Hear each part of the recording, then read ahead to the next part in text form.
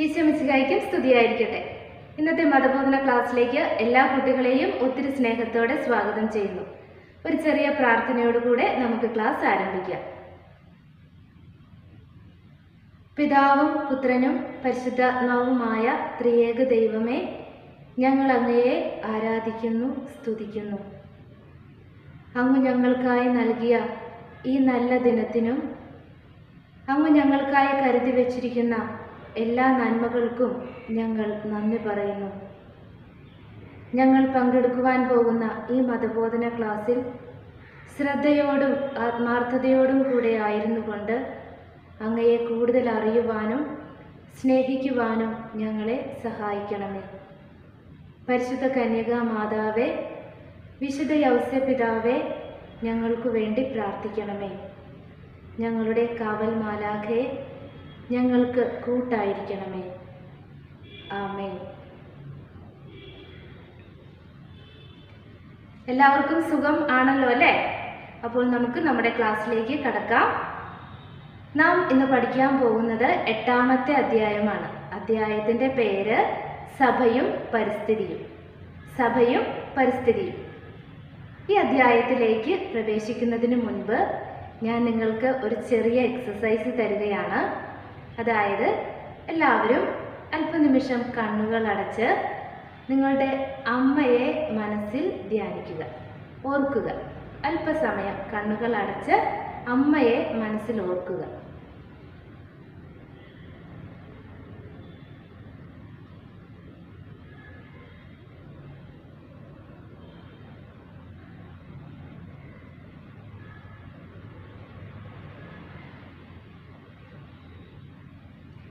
എല്ലാവർക്കും കണ്ണുകൾ തുറക്കാം.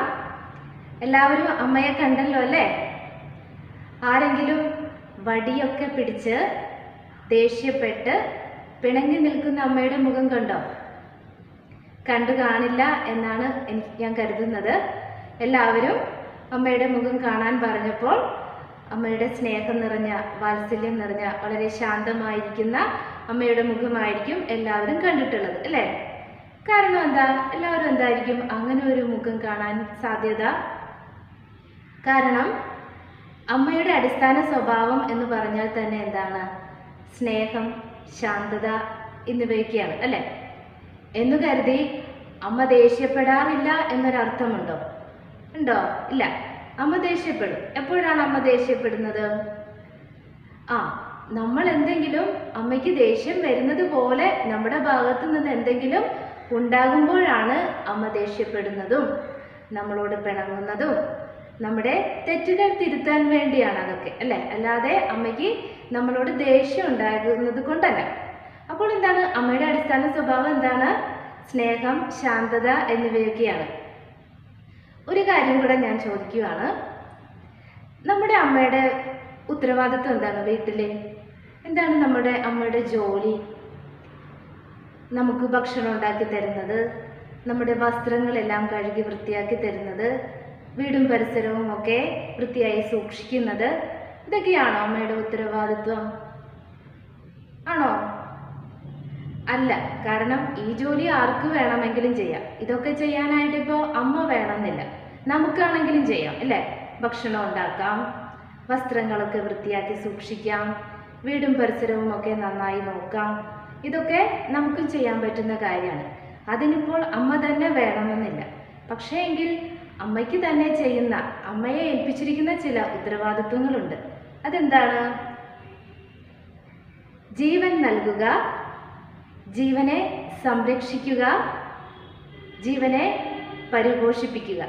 ഇതൊക്കെയാണ് അമ്മയുടെ ഉത്തരവാദിത്വം അല്ലേ? ഇതാണ് നമ്മുടെ അമ്മ വീട്ടിൽ ചെയ്യുന്ന ഏറ്റവും വലിയ ഉത്തരവാദിത്വം. എന്താണ്? ജീവൻ നൽകുക, ജീവനെ സംരക്ഷിക്കുക, ജീവനെ പരിപോഷിപ്പിക്കുക. ഇപ്പോൾ നിങ്ങൾ വിചാരിക്കുന്നുണ്ടാകും, നമ്മൾ പഠിക്കാൻ പോകുന്ന അധ്യായം സഭയും പരിസ്ഥിതിയുമാണ്. പിന്നെ എന്തുകൊണ്ടാണ് സിസ്റ്റർ ഇങ്ങനെ അമ്മയെക്കുറിച്ച് തന്നെ സംസാരിച്ചുകൊണ്ടിരിക്കുന്നതെന്ന് അല്ലേ? അതിന് കാരണമുണ്ട്. കാരണം നാം ഇന്ന് പഠിക്കാൻ പോകുന്ന സഭയും പരിസ്ഥിതിയും എന്ന അധ്യായം ആരംഭിക്കുന്നത് ഇങ്ങനെയാണ്. നാം ജീവിക്കുന്ന ഭൂമി നമുക്ക് അമ്മയാണ്. നാം ജീവിക്കുന്ന ഭൂമി നമുക്ക് അമ്മയാണ്. അത് കേൾക്കുമ്പോൾ തന്നെ നമുക്ക് മനസ്സിലാകും ഭൂമിയും നാം മനുഷ്യരും തമ്മിൽ ആഴമായ ഒരു ബന്ധമുണ്ട്. അതുകൊണ്ടാണല്ലോ ഭൂമിയെ അമ്മയുമായി താരതമ്യം ചെയ്തിരിക്കുന്നത്. കാരണം അമ്മയും മക്കളും തമ്മിൽ വളരെ ആഴമായ ഒരു ബന്ധമുണ്ട്. അപ്പോൾ ഭൂമിയെ, നാം ജീവിക്കുന്ന ഭൂമിയെ നമ്മുടെ അമ്മയാണ് എന്ന് പറയണമെങ്കിൽ ആ ഭൂമിയും മനുഷ്യനുമായി ആഴമായ ഒരു ബന്ധം ഉണ്ടാകണം. അതുകൊണ്ടാണ് നാം ജീവിക്കുന്ന ഭൂമി നമുക്ക് അമ്മയാണ് എന്ന് നാം പഠിക്കുന്നത്. എന്തുകൊണ്ടാണ് ഭൂമി അമ്മയാണ് എന്ന് പറയുന്നത്? കാരണം നമ്മുടെ ജീവൻ നിലനിർത്താൻ ആവശ്യമായ വായു, ജലം, ഭക്ഷണം, വെളിച്ചം ഇവയെല്ലാം നമുക്ക് ലഭിക്കുന്നത് എവിടെ നിന്നുമാണ്? ഭൂമിയിൽ നിന്നുമാണ്, അല്ലേ? അതുകൊണ്ടാണ് ഭൂമി നമുക്ക് അമ്മയാണ് എന്ന് പറയുന്നത്. ഭൂമി നമ്മുടെ ജീവൻ നിലനിർത്തുന്നവളാണ്, നമ്മുടെ ജീവൻ സംരക്ഷിക്കുന്നവളാണ്. അതുകൊണ്ടാണ് ഭൂമി നമുക്ക് അമ്മയാണ് എന്ന് പറയുന്നത്. അപ്പോൾ ഭൂമി നമുക്ക് അമ്മയാണ് എന്ന് പറയുമ്പോൾ നാം നമ്മുടെ അമ്മമാരോട് എത്രമാത്രം കടപ്പെട്ടിരിക്കുന്നുവോ, എത്രമാത്രം നാം നമ്മുടെ അമ്മയെ സ്നേഹിക്കുന്നുവോ, അതുപോലെ തന്നെ അമ്മയായ ഭൂമിയെയും സ്നേഹിക്കുവാനും സംരക്ഷിക്കുവാനും ഉള്ള ഉത്തരവാദിത്വം മക്കളായ നമുക്ക് എല്ലാവർക്കുമുണ്ട്. അപ്പോൾ നമുക്ക് നോക്കാം എങ്ങനെയാണ് ഭൂമിയെ സംരക്ഷിക്കുവാനുള്ള ഒരു ഉത്തരവാദിത്വം മനുഷ്യന് ലഭിച്ചത്. എങ്ങനെയാണ് ഭൂമിയെ സംരക്ഷിക്കുവാനുള്ള ഉത്തരവാദിത്വം മനുഷ്യന് ലഭിച്ചത്? ആരാണ് മനുഷ്യന് ഈ ഉത്തരവാദിത്വം ഏൽപ്പിച്ചു കൊടുത്തത്? ഭൂമിയെ സംരക്ഷിക്കുവാനുള്ള ഉത്തരവാദിത്വം മനുഷ്യന് ഏൽപ്പിച്ചു കൊടുത്തത് പിതാവായ ദൈവമാണ്. ആരാണ്? പിതാവായ ദൈവം. എപ്പോഴാണ് ഏൽപ്പിച്ചു കൊടുത്തത്? ഇതിനെക്കുറിച്ച് നമുക്ക് കൂടുതൽ അറിയുവാനായി നമുക്ക് ഉൽപ്പത്തി പുസ്തകത്തിലേക്ക് പോകാം. കാരണം ഉൽപ്പത്തി പുസ്തകത്തിലാണ് ദൈവത്തിൻ്റെ സൃഷ്ടികർമ്മത്തെക്കുറിച്ച് പറയുന്നത്. നമുക്കെല്ലാവർക്കും അറിയാവുന്നതാണ്, നമ്മൾ പല പ്രാവശ്യം കേൾക്കുകയും വായിക്കുകയും ഒക്കെ ചെയ്തിട്ടുള്ളതാണ് ദൈവം എങ്ങനെയാണ് ഈ പ്രപഞ്ചത്തെ സൃഷ്ടിച്ചത് എന്നുള്ളത്, അല്ലേ? ദൈവം എങ്ങനെയാണ് പ്രപഞ്ചത്തെ സൃഷ്ടിച്ചത്? ദൈവം ഉണ്ടാകട്ടെ എന്ന തൻ്റെ വചനത്താൽ ഈ പ്രപഞ്ചത്തെ സൃഷ്ടിച്ചു. എങ്ങനെയാണ് ദൈവം പ്രപഞ്ചത്തെ സൃഷ്ടിച്ചത്? ഉണ്ടാകട്ടെ എന്ന ദൈവത്തിൻ്റെ വചനത്താൽ ദൈവം പ്രപഞ്ചത്തെ സൃഷ്ടിച്ചു. എത്ര ദിവസം കൊണ്ടാണ് ദൈവം തൻ്റെ സൃഷ്ടികർമ്മം പൂർത്തിയാക്കിയത്? 7 ദിവസം കൊണ്ടാണ് ദൈവം തൻ്റെ സൃഷ്ടികർമ്മം പൂർത്തിയാക്കിയത്. ഓരോ ദിവസവും ഓരോന്നും സൃഷ്ടിച്ചതിന് ശേഷം ദൈവം എന്താണ് പറഞ്ഞത്? നന്നായിരിക്കുന്നു. സൃഷ്ടിച്ചവയെല്ലാം നന്നായിരിക്കുന്നു. അതായത് ദൈവം സൃഷ്ടിച്ച എല്ലാ വസ്തുക്കളും, ഈ പ്രപഞ്ചത്തിലുള്ള എല്ലാം എങ്ങനെയുള്ളവയായിരുന്നു? മനോഹരമായവയാണ്. ദൈവം സൃഷ്ടിച്ച പ്രപഞ്ചത്തിലെ എല്ലാ വസ്തുക്കളും മനോഹരമാണ്. അതായത് ദൈവം സൃഷ്ടിച്ചത് മനോഹരമായ ഒരു പ്രപഞ്ചത്തെയാണ്. ദൈവം സൃഷ്ടിച്ചത് മനോഹരമായ ഒരു പ്രപഞ്ചത്തെയാണ്. ഞാൻ നിങ്ങളോടൊരു കാര്യം ചോദിക്കുന്നു. ദൈവം സൃഷ്ടിച്ച ഈ മനോഹരമായ എല്ലാ സൃഷ്ട വസ്തുക്കളിലും വെച്ച് ഏറ്റവും മുന്നിൽ നിൽക്കുന്നത് എന്താണ്? എല്ലാം മനോഹരമാണ്, എല്ലാം പ്രധാനപ്പെട്ടതാണ്. പക്ഷേ എങ്കിലും ഏറ്റവും മുൻപിൽ നിൽക്കുന്നത് എന്താണ്? മനുഷ്യൻ. കാരണം എന്താണ്? ദൈവം മനുഷ്യനെ എങ്ങനെയാണ് സൃഷ്ടിച്ചത്? തൻ്റെ ഛായയിലും സാദൃശ്യത്തിലും. ദൈവം മനുഷ്യനെ തൻ്റെ ഛായയിലും സാദൃശ്യത്തിലുമാണ് സൃഷ്ടിച്ചത്. മാത്രവുമല്ല, ദൈവം മനുഷ്യനെ മറ്റ് സൃഷ്ടവസ്തുക്കളിൽ നിന്നും അല്പം വ്യത്യസ്തനായാണ് സൃഷ്ടിച്ചത്. എന്താണ് മറ്റ് സൃഷ്ടവസ്തുക്കളും മനുഷ്യനും തമ്മിലുള്ള വ്യത്യാസം? ദൈവം മനുഷ്യന് ചിന്തിക്കുവാനുള്ള കഴിവ് നൽകി. ദൈവം മനുഷ്യന് ചിന്തിക്കുവാനുള്ള കഴിവ് നൽകി. അതൊക്കെ കൊണ്ടാണ് മനുഷ്യനെ സൃഷ്ടിയുടെ മകുടം എന്ന് പറയുന്നത്. മനുഷ്യനെ സൃഷ്ടിയുടെ മകുടം എന്ന് വിളിക്കുന്നത് എന്തുകൊണ്ടാണ്? ദൈവം മനുഷ്യനെ തൻ്റെ ഛായയിലും സാദൃശ്യത്തിലുമാണ് സൃഷ്ടിച്ചത്. മാത്രവുമല്ല, മറ്റു സൃഷ്ടവസ്തുക്കളിൽ നിന്നൊക്കെ വ്യത്യസ്തനായി ദൈവം മനുഷ്യന് ചിന്തിക്കുവാനുള്ള കഴിവ് നൽകി. അങ്ങനെ ദൈവം സൃഷ്ടിച്ച ഈ മനോഹരമായ പ്രപഞ്ചത്തിൻ്റെ കാവൽക്കാരനായി ദൈവം മനുഷ്യനെ നിയമിച്ചു. ദൈവം സൃഷ്ടിച്ച മനോഹരമായ ഈ പ്രപഞ്ചത്തിൻ്റെ കാവൽക്കാരനായി ദൈവം മനുഷ്യനെ നിയമിച്ചു. ദൈവം സൃഷ്ടിച്ച ഈ മനോഹരമായ പ്രപഞ്ചം ദൈവം മനുഷ്യന് ദാനമായി നൽകി. ദൈവം സൃഷ്ടിച്ച ഈ മനോഹരമായ പ്രപഞ്ചം ദൈവം ആർക്കാണ് ദാനമായി നൽകിയത്? മനുഷ്യന് ദാനമായി നൽകി. എന്തുകൊണ്ടാണ് ദൈവം മനുഷ്യന് ഈ മനോഹരമായ പ്രപഞ്ചത്തെ ദാനമായി നൽകിയത്? കാരണം ദൈവത്തിന് മനുഷ്യനോടുള്ള സ്നേഹം മൂലമാണ് ദൈവം ഈ മനോഹരമായ പ്രപഞ്ചം മനുഷ്യന് ദാനമായി നൽകുകയും അവനെ ഈ പ്രപഞ്ചത്തിൻ്റെ സൂക്ഷിപ്പുകാരനായി നിയമിക്കുകയും ചെയ്തത്.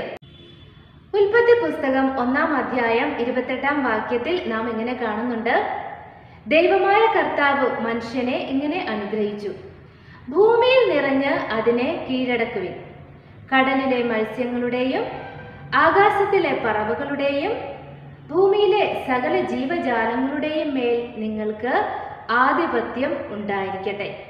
ഒരിക്കൽ കൂടെ: ഭൂമിയിൽ നിറഞ്ഞ് അതിനെ കീഴടക്കുവിൻ, കടലിലെ മത്സ്യങ്ങളുടെയും ആകാശത്തിലെ പറവകളുടെയും ഭൂമിയിലെ സകല ജീവജാലങ്ങളുടെയും മേൽ നിങ്ങൾക്ക് ആധിപത്യം ഉണ്ടായിരിക്കട്ടെ. ഇതാണ് പിതാവായ ദൈവം മനുഷ്യനെ ഏൽപ്പിച്ചു കൊടുത്ത ഉത്തരവാദിത്വം. എന്താണ്? ഈ പ്രപഞ്ചത്തിൻ്റെ മേൽ മനുഷ്യന് അധികാരം നൽകി. ഈ പ്രപഞ്ചത്തിൻ്റെ മേൽ മനുഷ്യന് പിതാവായ ദൈവം അധികാരം നൽകി. എന്തിനുള്ള അധികാരമാണ് നൽകിയത്? പ്രപഞ്ചത്തെ സംരക്ഷിക്കുവാനുള്ള അധികാരം. പ്രപഞ്ചത്തെ സംരക്ഷിക്കുവാനുള്ള ഉത്തരവാദിത്വമാണ് ഈ അധികാരത്തിലൂടെ പിതാവായ ദൈവം മനുഷ്യന് ഏൽപ്പിച്ചു കൊടുത്തത്. അതായത് ഈ മനോഹരമായ പ്രപഞ്ചത്തെ അതിൻ്റെ നന്മയ്ക്ക് വേണ്ടിയും മനുഷ്യ നന്മയ്ക്ക് വേണ്ടിയും അതുപോലെ തന്നെ മറ്റു ജീവജാലങ്ങളുടെ നിലനിൽപ്പിന് വേണ്ടിയും ഉപയോഗിക്കണം എന്നുള്ള ഒരു ഉത്തരവാദിത്വമാണ് ഈ അധികാരത്തിലൂടെ പിതാവായ ദൈവം മനുഷ്യനെ ഏൽപ്പിച്ചു കൊടുത്തത്. എന്നാൽ മനുഷ്യൻ എന്താണ് ചെയ്തുകൊണ്ടിരിക്കുന്നത്? നാം എന്താണ് ഇന്ന് നമ്മുടെ ചുറ്റും കണ്ടുകൊണ്ടിരിക്കുന്നത്? സംരക്ഷിക്കേണ്ടവൻ തന്നെ അന്ധകനായി തീരുന്ന അവസ്ഥ, സംരക്ഷിക്കേണ്ടവൻ തന്നെ എല്ലാം നശിപ്പിച്ചു തീർക്കുന്ന അവസ്ഥ, അതാണ് നാം ഇന്ന് കണ്ടുകൊണ്ടിരിക്കുന്നത്. അതായത് മനുഷ്യൻ പിതാവായ ദൈവം തന്നെ ഏൽപ്പിച്ച അധികാരത്തെ ദുർവിനിയോഗം ചെയ്ത് ഉത്തരവാദിത്വം മറന്നു. തന്നെ ഏൽപ്പിച്ച ഉത്തരവാദിത്വം പ്രകൃതിയെയും ഈ പ്രപഞ്ചത്തിലെ സകലതിനെയും പ്രകൃതിയെയും ഒക്കെ സംരക്ഷിക്കുവാനാണ് എന്ന ഉത്തരവാദിത്വത്തെ മറന്നുകൊണ്ട്, അതായത് ദൈവം മനുഷ്യനെ ഏൽപ്പിച്ച ഈ സ്നേഹത്തിൻ്റെ കൽപ്പന മനുഷ്യൻ ലംഘിച്ചു. ദൈവം മനുഷ്യന് കൊടുത്ത സ്നേഹത്തിൻ്റെ കൽപ്പന മനുഷ്യൻ ലംഘിച്ചു. എന്നിട്ട് ഈ ഭൂമിയെ മനുഷ്യൻ ചൂഷണം ചെയ്യാൻ തുടങ്ങി. മനുഷ്യൻ വിചാരിച്ചു ദൈവം തന്നെ ഏൽപ്പിച്ചു കൊടുത്ത ഈ അധികാരം ഒരിക്കലും അറുതി വരാത്ത മനുഷ്യൻ്റെ ദുരാഗ്രഹങ്ങളെ തൃപ്തിപ്പെടുത്തുവാൻ വേണ്ടിയാണ് ഉപയോഗിക്കേണ്ടത് എന്ന ഒരു തെറ്റായ ബോധ്യം മനുഷ്യനിൽ ഒരു തെറ്റായ ബോധ്യമുണ്ടായി. എന്താണ്? ദൈവം ഏൽപ്പിച്ചു കൊടുത്ത ഈ അധികാരം പ്രകൃതിയിലുള്ള സകല വസ്തുക്കളും തൻ്റെ സ്വാർത്ഥ താല്പര്യങ്ങൾക്ക് വേണ്ടി ഉപയോഗിക്കുവാനുള്ളതാണ് എന്ന ഒരു തെറ്റായ ധാരണ മനുഷ്യനിൽ ഉണ്ടായി. അതുകൊണ്ട് മനുഷ്യൻ പ്രകൃതിയെ ചൂഷണം ചെയ്യാൻ തുടങ്ങി. എങ്ങനെയെല്ലാമാണ് മനുഷ്യൻ പ്രകൃതിയെ ചൂഷണം ചെയ്യുന്നത്? വൃക്ഷങ്ങൾ വെട്ടി നശിപ്പിച്ചും ജലാശയങ്ങൾ നികത്തിയും കുന്നുകളും മലകളും ഒക്കെ നിരത്തി അതിൻ്റെ സ്ഥാനത്ത് വലിയ വലിയ കെട്ടിടങ്ങളൊക്കെ പണിത് മനുഷ്യൻ ഭൂമിയെ ദ്രോഹിച്ചുകൊണ്ടിരിക്കുകയാണ്. മനുഷ്യൻ ഭൂമിയെ ചൂഷണം ചെയ്തുകൊണ്ടിരിക്കുകയാണ്. ഇങ്ങനെ മനുഷ്യൻ്റെ ചൂഷണത്തിനിരയായ ഭൂമിയും മനുഷ്യനോട് പ്രതികരിച്ചു തുടങ്ങി. എങ്ങനെ? പ്രകൃതി ദുരന്തങ്ങളുടെ രൂപത്തിൽ ഭൂമി മനുഷ്യനോട് പ്രതികരിച്ചു തുടങ്ങി. അതാണ് ഈ കഴിഞ്ഞ വർഷങ്ങളിലൊക്കെ പ്രളയത്തിൻ്റെ രൂപത്തിലും ഉരുൾപൊട്ടലിൻ്റെയൊക്കെ രൂപത്തിൽ നാം കാണുകയും അനുഭവിക്കുകയും ഒക്കെ ചെയ്തതാണ്.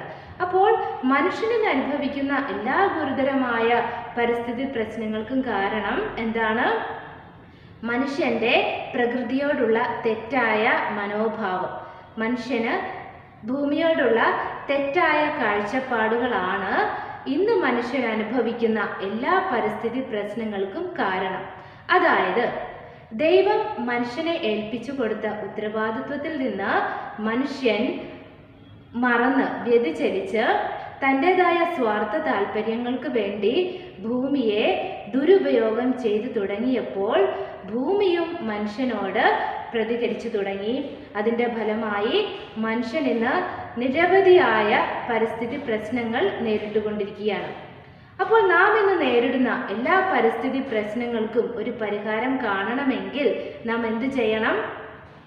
ദൈവം നമ്മെ ഏൽപ്പിച്ച ആ ഉത്തരവാദിത്വത്തിലേക്ക് നമ്മൾ തിരിച്ചു പോകണം. ഭൂമി മനുഷ്യന് ഏൽപ്പിച്ചു തന്നത് അതിനെ സംരക്ഷിക്കാനാണ്. ദൈവം മനുഷ്യന് ഭൂമിയുടെ മേൽ നൽകിയ അധികാരം സംരക്ഷിക്കുവാനുള്ള അധികാരമാണ്, അല്ലാതെ ഭൂമിയെ നശിപ്പിക്കുവാനുള്ള അധികാരമല്ല എന്ന ഒരു ബോധ്യത്തിലേക്ക് നാം തിരിച്ചു വരണം. എങ്കിൽ മാത്രമേ നാം ഇന്ന് അനുഭവിക്കുന്ന എല്ലാ പരിസ്ഥിതി പ്രശ്നങ്ങൾക്കും പരിഹാരം കാണുവാൻ സാധിക്കുകയുള്ളൂ. എങ്ങനെയെല്ലാമാണ് മനുഷ്യൻ പ്രകൃതിയെ ചൂഷണം ചെയ്യുന്നത്? വൃക്ഷങ്ങൾ വെട്ടി നശിപ്പിച്ചും ജലാശയങ്ങൾ നികത്തിയും മലകളും കുന്നുകളുമൊക്കെ നിരത്തി അതിൻ്റെ സ്ഥാനത്ത് വലിയ വലിയ കെട്ടിടങ്ങളൊക്കെ പണിതുമൊക്കെ മനുഷ്യൻ പ്രകൃതിയെ ദ്രോഹിച്ചുകൊണ്ടിരിക്കുകയാണ്. മനുഷ്യൻ പ്രകൃതിയെ ചൂഷണം ചെയ്തുകൊണ്ടിരിക്കുകയാണ്. ഇങ്ങനെ മനുഷ്യൻ്റെ ചൂഷണത്തിന് വിധേയയായ ഭൂമി മനുഷ്യനോട് പ്രതികരിച്ചു തുടങ്ങി. എങ്ങനെയാണ് ഭൂമി മനുഷ്യനോട് പ്രതികരിക്കുന്നത്? പ്രകൃതി ദുരന്തങ്ങളുടെ രൂപത്തിൽ, അല്ലേ? കഴിഞ്ഞ വർഷങ്ങളിലായി നമ്മൾ അനുഭവിച്ചതാണ് പ്രളയം, ഉരുൾപൊട്ടൽ എന്നിവയിലൂടെയെല്ലാം പ്രകൃതി മനുഷ്യനോട് പ്രതികരിച്ചു തുടങ്ങിയത് നാം അനുഭവിക്കുകയും കാണുകയും ഒക്കെ ചെയ്ത കാര്യങ്ങളാണ്. അപ്പോൾ നാം പ്രകൃതിയോട് ചെയ്യുന്ന എല്ലാ ചൂഷണങ്ങളുടെയും പരിണിത ഫലം നാം അനുഭവിക്കുന്നത് ഈ പ്രകൃതി ദുരന്തങ്ങളിലൂടെയാണ്, ഈ ഗുരുതരമായ പരിസ്ഥിതി പ്രശ്നങ്ങളിലൂടെയാണ്. അപ്പോൾ നാം ഇന്ന് അനുഭവിക്കുന്ന എല്ലാ പരിസ്ഥിതി പ്രശ്നങ്ങൾക്കും ഒരു പരിഹാരം കണ്ടെത്തണമെങ്കിൽ നാം എന്തു ചെയ്യണം? ദൈവം നമ്മെ ഏൽപ്പിച്ച ഉത്തരവാദിത്വത്തിലേക്ക് നമ്മൾ തിരിച്ചു പോകണം. ഏതാണ് ദൈവം നമ്മെ ഏൽപ്പിച്ച ഉത്തരവാദിത്വം? ഭൂമിയെ സംരക്ഷിക്കുക എന്ന ഉത്തരവാദിത്വം. ഈ പ്രപഞ്ചത്തിലെ സകല വസ്തുക്കളും പ്രപഞ്ചത്തിൻ്റെ നന്മയ്ക്ക് വേണ്ടിയും മറ്റു ജീവജാലങ്ങളുടെ നിലനിൽപ്പിന് വേണ്ടിയും ആണ് മനുഷ്യൻ ഉപയോഗിക്കേണ്ടത് എന്ന ഒരു ഉത്തരവാദിത്വത്തിലേക്ക് മനുഷ്യൻ തിരിച്ചു പോവുകയും ദൈവം ഏൽപ്പിച്ച ആ ഉത്തരവാദിത്വം മനുഷ്യൻ നിറവേറ്റുകയും ചെയ്യുമ്പോഴാണ് നാം ഇന്ന് നേരിടുന്ന ഈ പരിസ്ഥിതി പ്രശ്നങ്ങൾക്കൊക്കെ നമുക്ക് ഒരു പരിഹാരം കാണുവാൻ സാധിക്കുകയുള്ളൂ. പ്രിയപ്പെട്ട കുട്ടികളെ, അപ്പോൾ ഇന്നത്തെ ക്ലാസ്സിലൂടെ നമുക്ക് മനസ്സിലായി എങ്ങനെയാണ് ദൈവവും മനുഷ്യനും ഭൂമിയും തമ്മിൽ ബന്ധപ്പെട്ടിരിക്കുന്നു എന്നുള്ളത്, അല്ലേ? പിതാവായ ദൈവം ഈ പ്രപഞ്ചത്തെയും പ്രപഞ്ചത്തിലുള്ള സകല വസ്തുക്കളെയും സൃഷ്ടിച്ചു. എന്നിട്ട് ഈ മനോഹരമായ പ്രപഞ്ചത്തെ മനുഷ്യന് ദാനമായി നൽകി. ദൈവത്തിന് മനുഷ്യനോടുള്ള സ്നേഹം മൂലമാണ് ഈ പ്രപഞ്ചത്തെ മനുഷ്യന് ദാനമായി നൽകിയത്. ദാനമായി നൽകുക മാത്രമല്ല ചെയ്തത്, ഈ മനോഹരമായ പ്രപഞ്ചത്തെ കാത്തു സൂക്ഷിക്കുവാനുള്ള ഉത്തരവാദിത്വം കൂടെ മനുഷ്യന് ദൈവം നൽകി. ആ ഉത്തരവാദിത്വം മനുഷ്യൻ മറന്നു തുടങ്ങിയപ്പോൾ ഈ മനോഹരമായ പ്രപഞ്ചത്തിൻ്റെ മനോഹാരിതയൊക്കെ നഷ്ടപ്പെട്ടു തുടങ്ങി, അല്ലേ? മനുഷ്യന് പ്രകൃതിയോടുള്ള കാഴ്ചപ്പാടിലെ വൈകല്യമാണ് നാം ഇന്ന് അനുഭവിക്കുന്ന എല്ലാ പരിസ്ഥിതി പ്രശ്നങ്ങൾക്കും കാരണം. അതുകൊണ്ട് ദൈവം നമ്മെ ഏൽപ്പിച്ചിരിക്കുന്ന ഈ മനോഹരമായ പ്രപഞ്ചത്തെ കാത്തു സംരക്ഷിക്കുവാനുള്ള ഉത്തരവാദിത്വത്തോട് നമുക്ക് സത്യസന്ധത പുലർത്താം. നമ്മെ കൊണ്ടാവുന്ന വിധത്തിൽ പ്രകൃതിയെ സംരക്ഷിക്കും, കാത്തു പരിപാലിക്കും എന്ന നല്ലൊരു തീരുമാനത്തോടെ ഇന്നത്തെ ക്ലാസ് നമുക്ക് അവസാനിപ്പിക്കാം. എല്ലാവർക്കും നന്ദി.